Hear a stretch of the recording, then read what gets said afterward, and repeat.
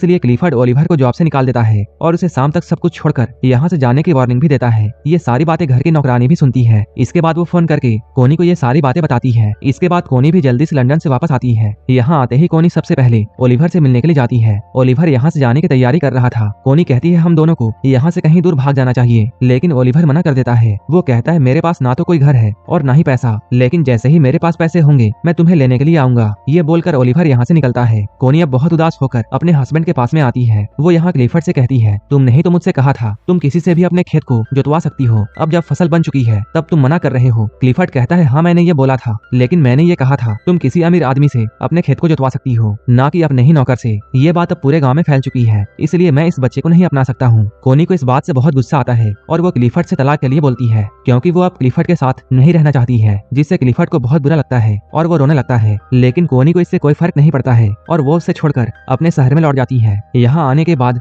कोनी हर वक्त अकेला फील करती है, क्योंकि उसे ओलिवर के हैंडपंप की बहुत याद आ रही थी। लंदन में भी कोनी के बारे में सभी को पता चल चुका था, इसलिए अब सभी लोग कोनी को शक भरी निगाहों से देखते हैं। एक दिन डेल्टा कोनी को एक लेटर देती है। वो लेटर ओलिवर का था। ओलिवर ने कोनी को मिलने के लिए एक जगह पर बुलाया है। कोनी उससे मिलने के लिए जाती है। यहाँ ये लोग एक दूसरे से मिलकर बहुत खुश होते हैं। अब कोनी को उसका मनपसंद हैंडपंप मिल चुका था और यहीं पर एक मालकिन और नौकर की कहानी खत्म।